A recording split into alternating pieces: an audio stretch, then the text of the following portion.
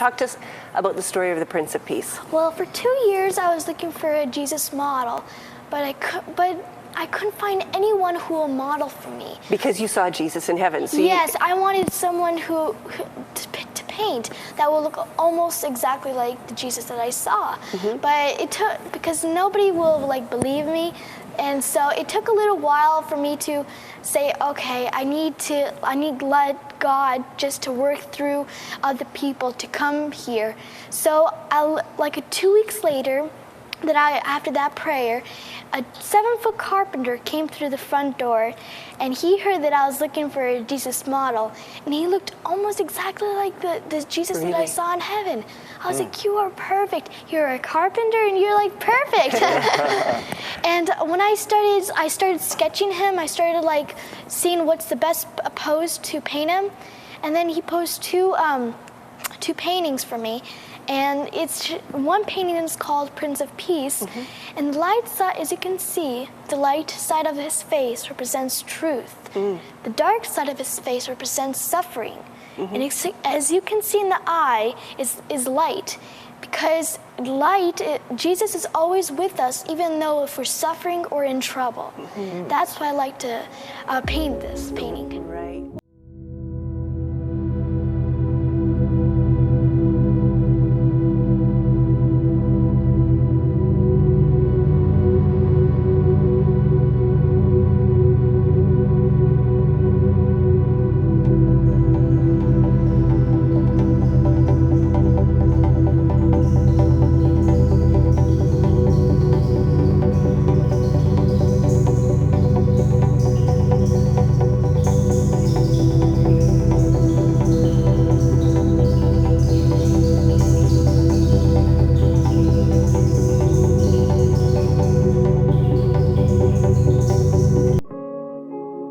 We're in awe. Now, you painted a picture of Jesus. You felt that you should paint some pictures of him in his teen years. Why did you decide to do that? And can you talk to us a little bit how you got the vision and why you decided to do that? Sure. Because I think that's something that we normally don't think of. No. Jesus when he was little and growing up. We know that happened, but a lot of times we don't really think about it.